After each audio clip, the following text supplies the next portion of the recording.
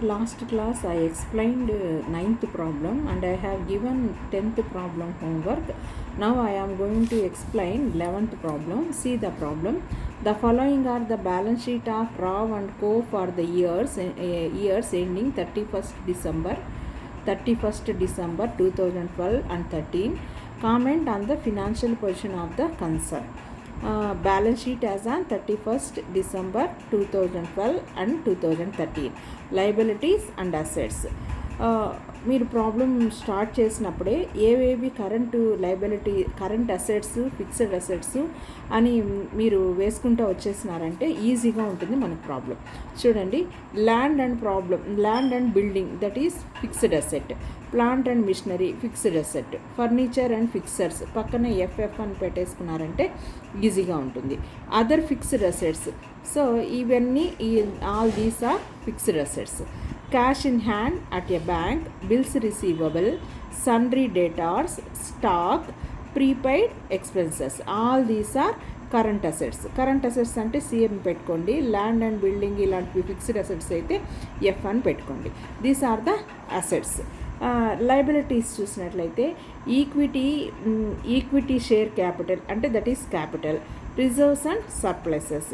ఇంకా debentures and long term loans and mortgages అంటే ఇది debentures that is long term, ఇది అంటే లయబిలిటీ అనమాట, లాంగ్ టర్మ్ లయబిలిటీ అని అర్థం. ఎల్టీ అని పెట్టుకుంటే long term liability and also long term loans on mortgages. ఇంకా నెక్స్ట్ చూస్తే bills receivable, sundry creditors, other current liabilities. These are liabilities and that is current liabilities అనమాట. This is the problem. Now we are going to the solution. Comparative balance sheet. See, comparative balance sheet of Rao and Co for the year ending 31st December 12 and 13. ఇక్కడ మీకు తెలిసిందే 12 వేసుకున్నాం, 13 increase or decrease amount, ఇది వచ్చి percentage. First మనం ఏం వేసుకుంటున్నాం, assets. ఇప్పుడు ఏవైతే మనం కరెంట్ అసెట్స్ చూసామో అవన్నీ కూడా ఇందులో వేసేసుకుంటున్నాం. So cash in hand at bank 2 years అనమాట, అంటే 12కి వచ్చి 20, 13కి వచ్చి 80. అలాగే బిల్స్ రిసీవబుల్, తర్వాత సన్రీ డేటార్స్, స్టాక్. ఇంకా ప్రీపెయిడ్ ఎక్స్పెన్సెస్లో 2012కి ఏమీ లేదు, 2013కి అయితే 2000 ఉంది. So total current assets that is a అని ఒక స్మాల్ ఏ పెట్టుకున్నాము ఇక్కడ, అంటే మీకు తెలుసు ఎందుకు పెట్టుకున్నాము. సో ఇదేంటిది టోటల్గా 2012కి టోటల్ వచ్చి 6,20,000, 13కి వచ్చి 7,72,000. ఇవి బేసిక్గా టోటల్ కరెంట్ అసెట్స్. ఇంకా ఇంక్రీజ్ డిక్రీజ్ చూసినట్లయితే వీటి మధ్య డిఫరెన్సెస్, ఇది +60 వచ్చింది, ఇది -60,000. ఇలా మొత్తం వేసుకుంటే కూడుకుంటే ఎంత వచ్చిందంటే +1,52,000. మీకు ఆల్రెడీ తెలుసు how to calculate the percentage అని. దీనికి మెయిన్గా ఏంటి, పర్సంటేజ్కి ఏం వేసుకుంటున్నాము, change amount and base year, అంటే దట్ ఈజ్ 2012 అండ్ 100. ఫస్ట్ కనుక క్యాష్ ఇన్ హ్యాండ్కి చూసినట్లయితే 60,000 by 20,000 into 100 దట్ ఈస్ 300%. అలాగే ఇప్పుడు చూడండి ఇక్కడ 300 వేసుకున్నామా, ఇది 300. సో ఈ విధంగా మొత్తము మనము -40% వచ్చింది, +25%, తర్వాత +40, ఇది ఇంకా టోటల్ వేసుకుంటే 24.52%. This is the A. Next fixed asset చూసినట్లయితే land and buildings, plant and machinery, furniture and fixers, other fixed assets. ఇవన్నీ కూడా అమౌంట్స్ క్లియర్గా వేసేసుకున్నాము. వీటి మధ్య డిఫరెన్సెస్ చూసినట్లయితే 3,70,000 -2,70,000 దట్ ఈస్ -1 lakh. ఇంకా పర్సంటేజ్ కనుక్కుంటే -27.03 వచ్చింది. అలాగే ప్లాంట్ అండ్ మిషనరీకి ఇలా ఓవరాల్గా వీటి మధ్య డిఫరెన్స్ చూసుకొని మనం percentage, how to calculate percentage అని ఇందాక చెప్పాను కదా, అలాగే ఇవి మొత్తము ఈ టోటల్ ఫిక్స్డ్ అసెట్స్ని యాడ్ చేసేసుకుంటే ఈ అమౌంట్స్ వచ్చినాయి అన్నమాట మనకి. సో దీన్ని ఏ విధంగా మెన్షన్ చేసుకున్నామంటే బి, స్మాల్ బి. ఇప్పుడు మనకి టోటల్ అసెట్స్ అంటే small A and small B, ఇవి రెండు కూడినట్లయితే మనకి ఏమొస్తుంది, current assets plus fixed asset that is 14,35,000, 16,97,000 plus 2,62,000. ఇది పర్సంటేజ్ వచ్చి ప్లస్ 18.26. ఇది అనమాట బేసిక్గా. తర్వాత ఇంకా లయబిలిటీస్ వైపు చూసినట్లయితే liabilities and capital, bills receivable, sundry creditors, other current liabilities, total ఇవి మూడు కలిపి ఏంటది లయబిలిటీస్ అనమాట, అంటే కరెంట్ లయబిలిటీస్. ఇవి వేసుకొని వీటి మధ్య డిఫరెన్స్ చూసుకొని దీంట్లో 50,000 minus 45,000 that is minus 5,000 minus 10%. సరే, ఈ విధంగా మొత్తము అన్నీ వేసుకున్న తర్వాత మనకి ఏమొచ్చిందంటే total current liabilities that is 2012కి 1,55,000, 1,75,000 ప్లస్ 20,000 పర్సంటేజ్ వచ్చి ప్లస్ 12.9%. ఇంకా లాంగ్ టర్మ్ లయబిలిటీస్ వచ్చినట్లయితే ఏమున్నాయంటే debentures and long term loans on mortgage. So ఇవి రెండింటిని మనము ఇక్కడ వీటికి యాడ్ చేసేసుకుంటున్నాం. వీటికి యాడ్ చేసేసుకుంటే అలాగే పర్సంటేజ్లు డిఫరెన్స్ అండ్ పర్సంటేజెస్ కూడా యాడ్ చేసుకుంటే మనకు టోటల్గా ఏమొస్తుంది, టోటల్ లయబిలిటీస్ అంటే ఈ current liabilities and also long term లయబిలిటీస్ని యాడ్ చేస్తే మనకు టోటల్గా current liabilities that is 2012-13 difference and percentage. ఇంకా దీన్ని ఎలా మెన్షన్ చేసుకున్నాం, సి అని పెట్టుకున్నాం.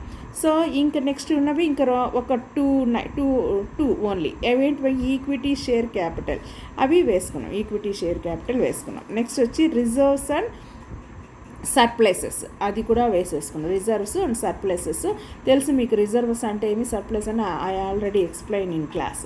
సో ఇది 3,30,000, 2,22,000 మైనస్ 1,08,000 పర్సంటేజ్ వచ్చి minus 32.72%. This is the reserves and surpluses.